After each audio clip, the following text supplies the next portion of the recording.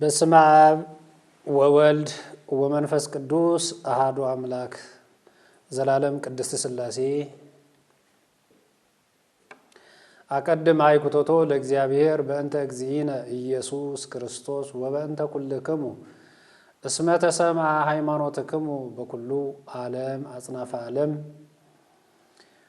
ሃይማኖትኩም ቅድስት ተዋህዶ ሃይማኖትኩም ካባጽናፈ ዓለም እስከ ባጽናፈ ዓለም ስለስተሰምዐ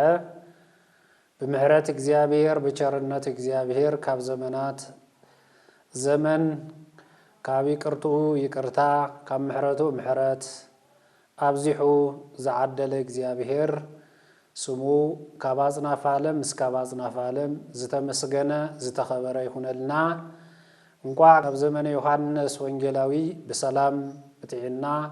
ናብ ሐዲስ ዘመን አሰጋገረና አሰጋገረኩም አብርሑቁን አብቀረማን ዘለኹም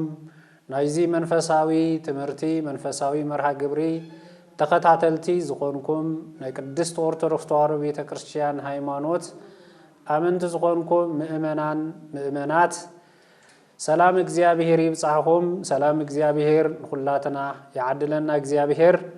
ኣብዚ ዕለት እዚ ቁሩብ ሕፅር ዝበለ ናይ እግዚአብሔር ቃል ከንመሃሃር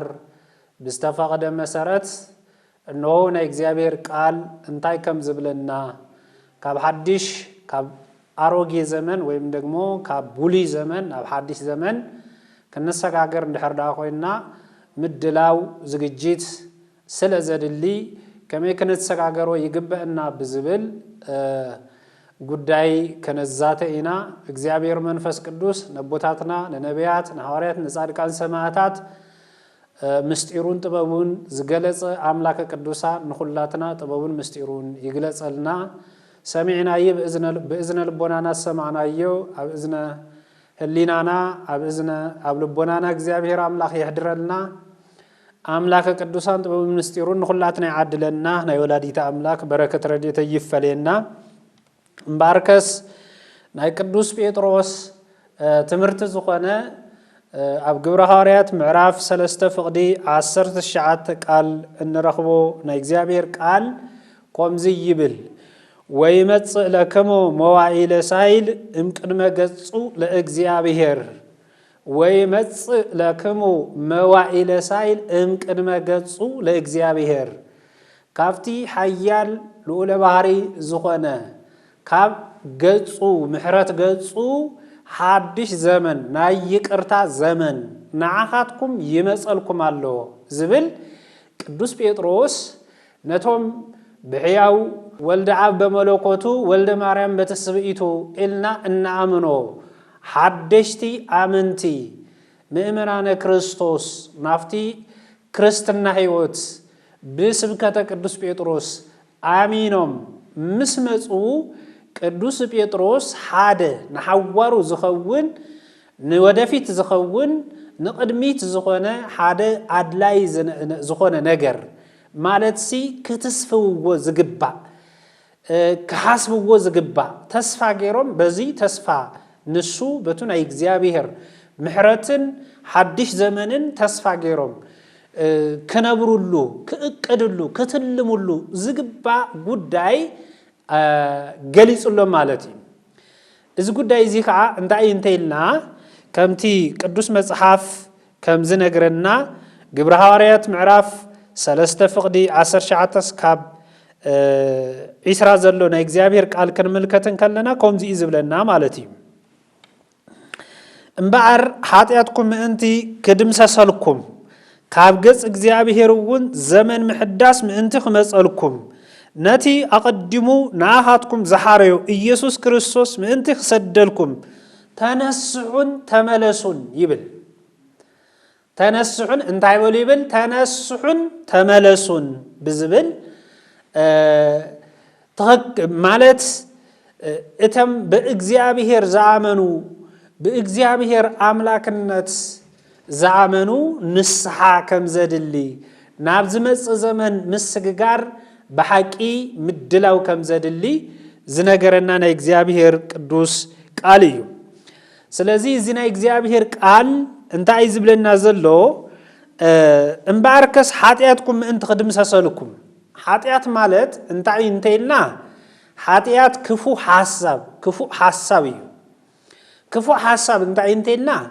ኣብ ልዕሊ ደቂ ሰባት በደል ምፍጻም ንደቂ ሰባት ዝግብኦም ዝነበረ ነገር ከም ዘይግብኦም ጌርካ ምስራሕ ወይም ደግሞ ምኽልካል ኣብ ልዕሊ ደቂ ሰባት ሓሜት ጸርፊ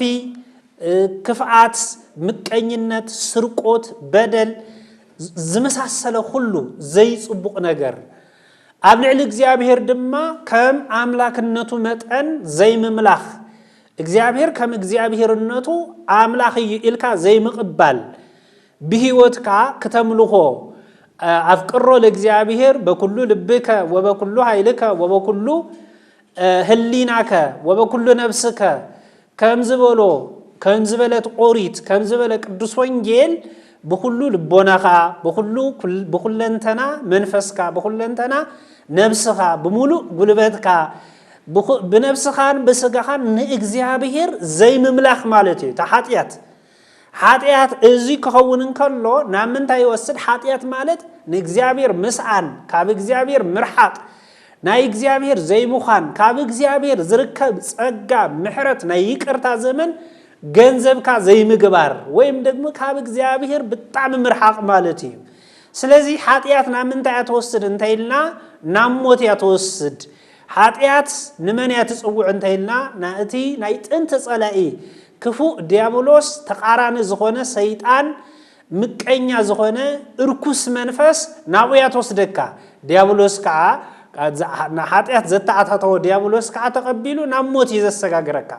كاموت كا نام مرر جهنم إسات يزوس دكا سلزي حاتيات اتاناي مجمريا اتاناي مجمريا زيا بمجمريا نهاليت كتفق خمزلو وايو قدوس بيطروس زنقرنا مالتي انتاي بمبال انبار حاتياتكم انت خدمسسلكم ايو حاتيات كمز دمسس كنعمن يقبع حاتيات مالت انتاي مالتي انتايلنا مجمريا بولد اكزيابير زي مئمان حاتيات مالت انتاي مالتي انتايلنا كم حدا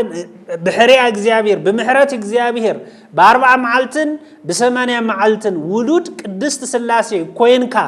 ነገር ግን ዘተዋሃበካ ጸጋን በረከትን ወሉድነትን ገዲፍካ እንደገና ናብ ኃጢአት ምእታው ናብ ዝሙት ናብ ስርቆት ናብ ምቀኝነት ናብ ሐሜት ናብ ክፍዓት ናብ ዘረፋ ናብ ዘረኝነት ዘመሳሰሉ ምእታው ማለት ተዋሂቡኳ ዝነበረ ጸጋ እግዚአብሔር ከም ሓደ ካባ ወይም ደግሞ ከም ሓደ خدان አውሊዕካ ወይም ደግሞ አተስኢኻ ምድብራይ ማለት እዩ ስለዚህ እዚ ኃጢአቱ ዘይ ክድምሰስ ከም ዝኽእል ግን በመን ይነግረና ቃል እግዚአብሔር ይነግረና እዚ ናይ ጎይታና መድኃኒትና ኢየሱስ ክርስቶስ ናይ መጀመሪያ ትምህርቱ እዩ እዚ ነስሑ ወእመኑ እስመ ቀርበት ኢቲ መንግስተ ሰማያት እነሆ መንግስተ ሰማያት ቀሪባ ያሞ ነስሑ ተነስሑ ተነሳያን ኮይንኩም ናብ እግዚአብሔር ቀረቡ እግዚአብሔር ካቀርበኩም እዩ መንግስተ ሰማያት ከአ አብዘለኹምዎ ቀሪባ መንገድ ከተርእየኩም መንገድ መንግስተ ሰማያት ከተረኽቡዋ አይኹም ዝብል ገና ናይ መጀመሪያ ናይ ጎይታና መድኃኒትና ኢየሱስ ክርስቶስ ትምህርት እዩ ናይ መጥምቀ መለኮት ቅዱስ ዮሐንስ ትምህርት እዩ ናይ ቅዱስ ጴጥሮስ ናይ መጀመሪያ ትምህርቱ መእተው ትምህርት እዩ ስለዚህ ኣብ ሐዲስ ዘመን በሐዲስ ዘመን ከነአትን ከለና መጀመሪያ ክንገብሮ ዘለና ከምቲ ቅዱስ ጴጥሮስ ዝተናገሮ አከለክሙ መዋዕል ዝሃለፈ ዘተቀነይክሙ ለግእዘ ስጋክሙ በተዝሃለፈ ንስጋዊ ትምኒትኩም ንስጋዊ ድሌትኩም ንስጋዊ ሃፍትኩም ንስጋዊ حسابكم منيوتكم زدخمكم اللو زدرفكم اللو ززللكم اللو زعمزكم اللو زمن يأخلكم إلو قدوس بيتروس كم زمهارو قويتانا مدحانتنا إيسوس كريستوس ون نتا بولي كيدان زمن أتناقيقو سعيرو نتي حديث كيدان زمن محرت زمن سايد زمن يكرتا كتاكلن كالو كتسغاغر اندحر دا خوينكا بمحرتن بيقرتاني كتسغاغر مالتي بنسها كتسغاغرو نسها مالت نسهاس يغبي حبزه قدامي يغبير حبزه قدامي نسها مالت نام زنبركايو زي مملاس نسها مالت زنبركا تاريخ مولو غديفكا اتي اي ود عاوز خونه ايرت عاوز خونه اسرارها اي منفساو زخونه اي كاب قدسنا زرحا قسرارها بمولو غديفكا نبيت እግዚአብሔር مملاس ناب እግዚአብሔር ገጽካ ምጥዋይ መንገድኻ ምስተخخال ኩለንተናኻ ንጹህ ምግባር ስጋኻ ንጹህ ነፍስኻ ቅድስት ምግባር ማለት እዩ ስለዚህ ነዚህ ይዝነግረና ቅዱስ ጴጥሮስ ሕዝውን ማለት እዩ ስለዚህ እንታይ በለ ويزيني نسو وتتمكو ويدمسس لكم هاتياتكم ويمتص لكم مواعيل سايل قدم ገጹ ለእግዚአብሔር مباركس وእግዚአብሔር ካፍቲ ወሰን ዘይብሉ ምሕረቱ ካፍቲ ወሰን ዘይብሉ ይቅርቱ ዝፈስስ እግዚአብሔር ካብ ገጹ ዝመጽ ምሕረት እግዚአብሔር ንደቅ ሰባት ዘድሊ አዝርኢቱ እጽዋቱ ሰብሉ ኩሉ ባሪሁ ናብራና ህይወትና ባሪሁ ዝህብ እግዚአብሔር ካብ ዘመናት ካለ ሐዲስ ዘመን ክንሰጋገር ዝገብር እግዚአብሔር ኣብ ልዕሊ ጸጋ ዝዕድል እግዚአብሔር ካብ ገጹ ምሕረትን ይቅርታን ዝመጸሉ ዘመን ዘፍስዘሉ ዘመን ይመጽእሎሞ ኩልኻትኩም ተነስሁ ኃጢያትኩም ክሕደገልኩም እዩ በደልኩም ክድምሰሰልኩም እዩ እናበለ ቅዱስ ጴጥሮስ ይምህረና በተወሳኺ መዝሙረኛው ክቡር ዳዊት ከምዚ ብለና ኣብ መዝሙረ ዳዊት መዝሙር 65 ፍቅዲ 5 ዘሎ ናይ እግዚአብሔር ቃል 11 ዘሎ ናይ እግዚአብሔር ቃል ከምዚ እናበለ በእውነት እቲ ናይ ዘመን በዓልዋና ዝኾነ እግዚአብሔር ከምዚ ብለና ማለት እዩ ነታ ዓመት ብሕያውነትካ ትኽልላ ምድረ በዳውን አውልክ ጸግብ እዩ ይብለና ወተባረክ አክሊል ዓመተ ምህረትከ ወይጸግው ጠላተ ገዳም በበረኻ ዘለው ሓረስቶት ንእግዚአብሔር ተስፋ ገይሮም ካውሽጥ ጎዶኦም ካውሽጥ ገዛውቶም ጾመም ሓዲሮም ጓሓትን ምሸትን እናፀሃዩ ጓሓትን ምሸትን ብላዕሊ ዝናብ በታሕቲ ጭቃ በሓደ ማእገሮም ዘርኢ በሓደ ማእገሮም ሰራውዕ መሳርዕ ተሸኪሞም በሓደ ጎኖም አውዕር እናኾቆው ተስፋ ገይሮም ንእግዚአብሔር ተስፋ ዝገበርዎ ዘመን ነቲ ዘመን ንሱ ናይቶም አመንቲ ሓረስቶት ገባራት ናይቶም ንእግዚአብሔር ኢሎም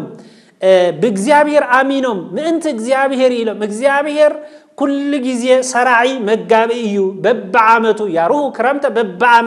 በበዓመቱ ክረምቲ በበዓመቱ ዘመነ ጽጌ በበዓመቱ ናይ መከር ወቅቲ ዘምጽ እግዚአብሔር ስለዝኾነ አውሽጥ ጎዶና ዘሎ ኢሎም ንእግዚአብሔር አሚኖም ምሩጽ ዘሪኦም ተስፋ ገይሮም ዝተስፋውዎ እግዚአብሔር እንታይ ገይሩ ወተባረከ አክሊለ ዓመተ ምህረትከ ወይጸግው ጠላተ ገዳም በቢ በረኹኡ ዘለው ሕርሻታት ለስሊሶም ዝተሓረሱ ኩሉን እግዚአብሔር ተስፋ ገይሮም አትክልት ዝተኸሉ ዝነገዱ ንእግዚአብሔር ኢሎም ወንጌል ተሸኪሞም ኣብ ቅድሚ አረማውያን ኣብ ቅድሚ ኢአመንቲ ኣብ ቅድሚ ዓለማውያን ኣብ ቅድሚ እቶም ገንዘብ ዝፈቱ ኣብ ቅድሚ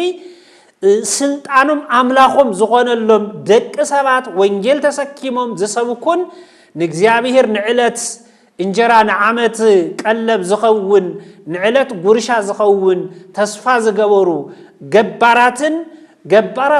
ሰባክያን ወንጌልን ተስፋ ገይሮም ዝባረኽሉ ዘመን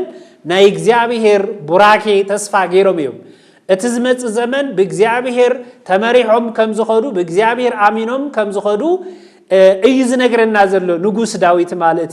ባርከስ ክቡር ዳዊት ንጉስ ነብይ እግዚአብሔር ዳዊት በሐቂ አብዙ ዘመንና ዘለው ካብ ዝለዓለ ስልጣን ዝለዓለ ተፈላጥነት ዝለዓለ ዝና ዝለዓለ ሃፍቲ አለና ኢሎም ካብ ዝናገሩ እኳዳስ ዝበለጸ ዝገነነ ዝኸበረ በህብረተሰው ብዙመርሖም ማህበረሰባት ከቢሩ ዝነበረ ኣብ ቅድመ እግዚአብሔር ተቀባልነት ዝረኸበ ነገር ግን በበዝሒ ሰራዊቱ ዘይተመከዐ ነገር ግን በበዝሒ ወርቁን ማዕድኑን ዘይተመከዐ ነገር ግን በሃገሩ ዘይተመከዐ ቋዳስ በእግዚአብሔር ዝመካህ ባርከስ እቲ ዝመካህ በእግዚአብሔር ይመካህ ከመካህ አንተ ኮይኑውን በሃይማኖታዊ በመንፈሳዊ አገልግሎት በወንጌል በቃለ እግዚአብሔር ተመካህ አለዎ ዳአበለንበር በበዝሕ ሰራዊቱ አይተመካህ ንጉስ ዳዊት ማለት እኳዳስ ናይ ዘመናት በዓልዋና እግዚአብሔር ከም ዝኾነ ነቱ ዘመን ድማ በበዓመቱ ከም ዝባርኾ ነቱ ዘመን ድማ ነታ ምድር ድማ በበዓመቱ በበረከት በአበባ በአዝርኢቲ በምህርቲ ብጽጌ በቆጽላ መጽለ ሁሉ ከም ዘመልከዓ እነሆ እግዚአብሔር ኩሉ ንደቅ ሰባት ንፍጥረቱ ሁሉ ዝተባረኸ ዘመን ከም ዝህብ ይነግረናል ማለት እዩ ስለዚህ ውድ ምእመናነ ክርስቶስ ፍትዋት ምእመናነ ክርስቶስ ካብ 2017 ዓመተ ምህረት ናብ 2018 ዓመተ ምህረት ከነሰጋገርን ከለና በብዙሕ ነገር ውድቀት አጋጥሞና ከምዘሎ ተረዲእና ንስሐ አቲና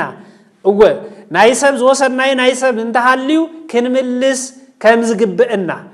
እኳዳስ ምስኪን በቀል ምስ ብዙሕ ጸገማትና ምስ ብዙሕ ኃጢአትና ምስ ብዙሕ በደልና ናብዚ ሓድሽ ዘመን ፈጽምና ክንሰጋገር ከም ዘይግብእና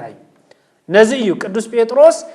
ነሱም ባር ነሱ ኃጢአትኩም ወን ክድምሰሰልኩም እዩ ካብ ቅድመ እግዚአብሔር ወን ምሕረት ሒዛ እትመጽ ዘመን ካብ እግዚአብሔር ገጹ ለእግዚአብሔር ናይ እግዚአብሔር ገጽ ማለት ምሕረቱ ይቅርቱ ወሰን ዘይብሉ ሀፍቱ ጸጉኡ እንድዩ ስለዚህ ካፍቱ ናይ እግዚአብሔር ጸጋን በረከትን ሒዛ እትመጽ ሓዳሽ ዘመነ ምሕረት ዘመነ ይቅርታ ዘመነ ንስሐ ዘመነ በረከት ዘመነ ሰላም ዘመነ ፍቅሪ እትመጽ ስለዘላ ናብዛ ዘመን እዚኣ ከተሰጋገሩ እንተ ኮይንኩም እንኮ ዝኾነ ተግባር ክንትግብሮ ዝግበአና ንስሐን ስለዚህ ናይንሕድሕድና ኃጢአት በደል ናይተሓደ ሰፍ ዝበለ ወይም ደግሞ ዝበዝሐ ናይተሓደ ማእከላዋይ ናይተሓደ ንእስ ዝበለ ናይተሓደ ቁርብ ከኸውን ናይተሓደ ብዙሕ ከኸውን ዳይኽእል እምበር ሰብ ኮይኑ ዘይብድል ሰብ የለን ሰብ ኮይኑ ዘይእብስ ሰብ የለን ብፍላይ ኣብ ቅድመ እግዚአብሔር ንጹህ እንኾነሉ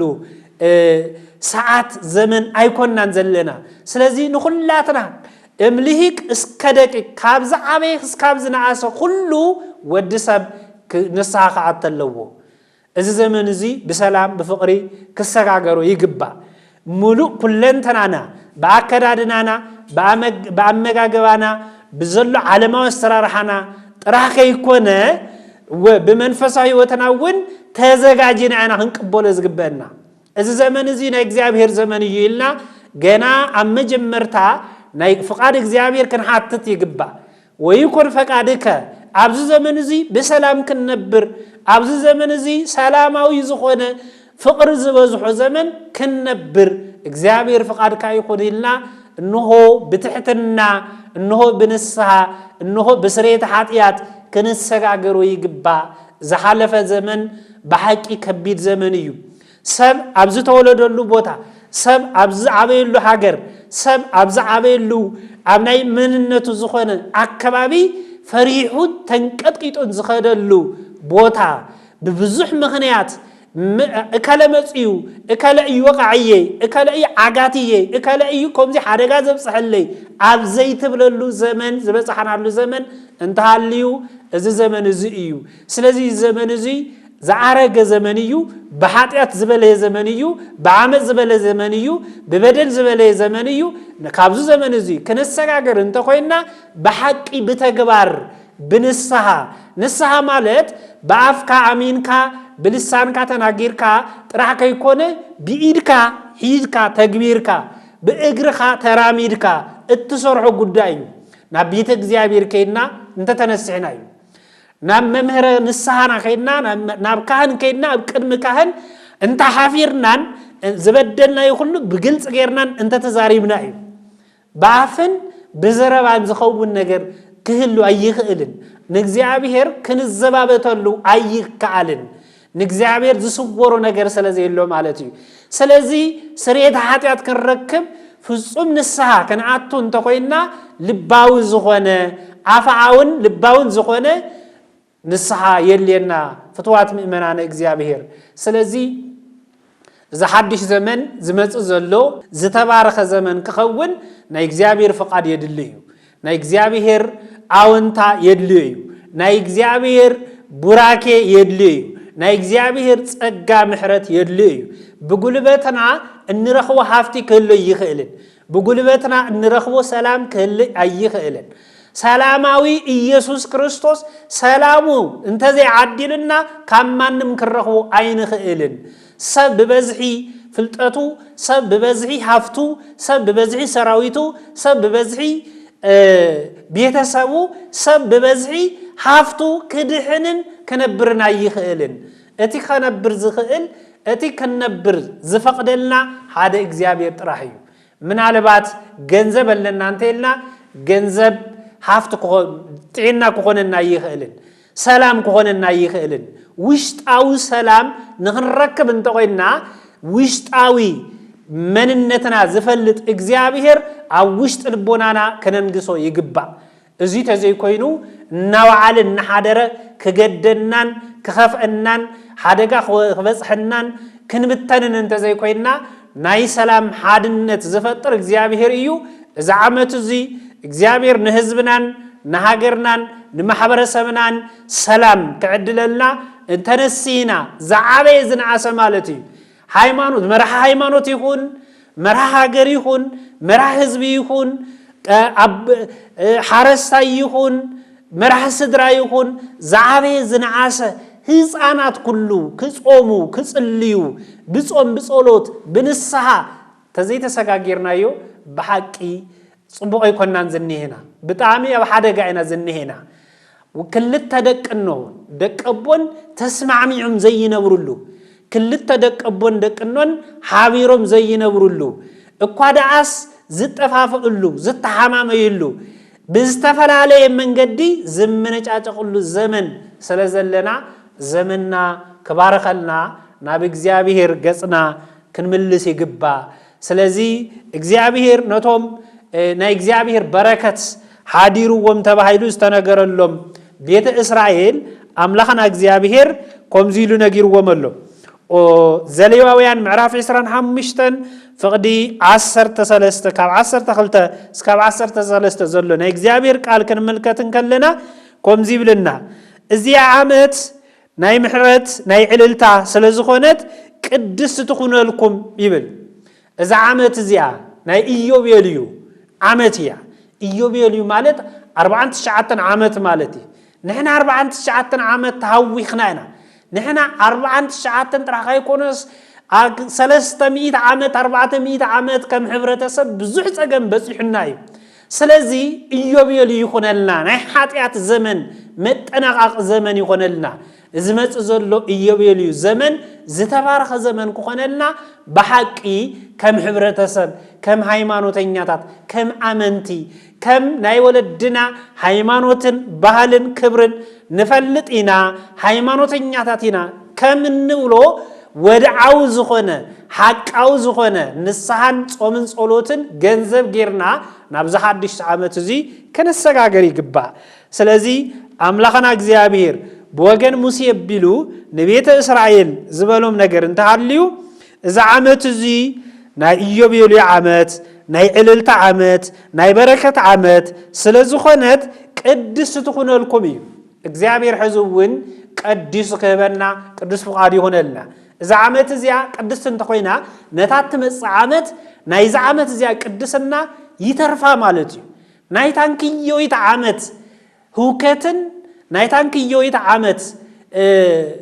በረከት አልዎ ዝኾነን ዘመን ሒዛ ስለዝመጸት ዛ ዓመት እዚያ አይቀደውተናን ሰላምና አይተረጋግዕን ሕብረተሰብና ካብ ጸገሙ ክናገፍ አይካዓለን ሕብረተሰብና ካብ ጥሜት ካብ ዕርቃን ክናገፍ አይካዓለን ስለዚ ዝተወለዱ ህፃናት በከቢድ ሕማም በከቢድ ሕክምና በመስአን ዝበልዕዎ በመስአን እናተቀሰፉ ዘሓለፉሉ ዓመት ወዝ ዝነገዱ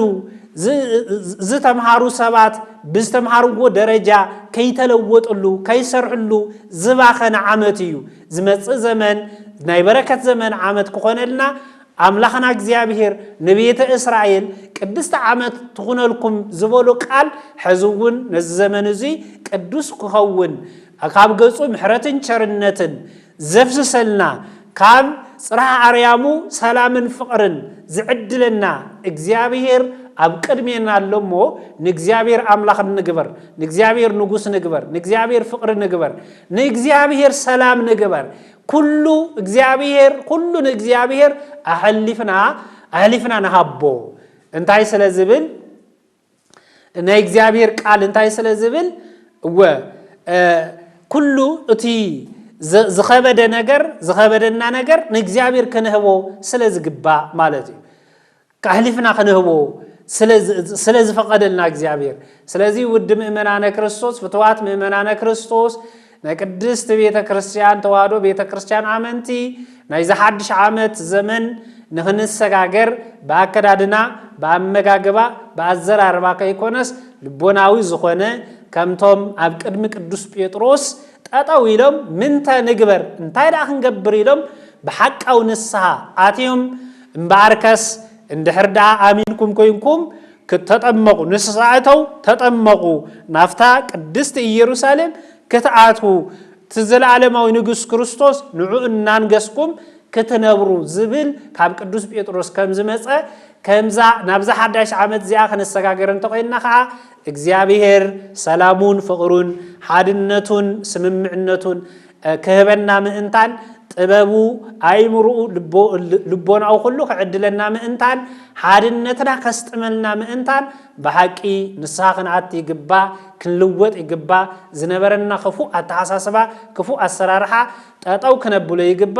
እዚ እንድሕር ዳጌርና እግዚአብሔር ዝተአመነ እዩ ዝተባረኸ ዘመን ይግበረልና ዝመሃርና ዝገሰጸና አምላከ ቅዱሳን ስሙን ዘላለም ዝተመስገነ ይሁን ወስብሐት ለእግዚአብሔር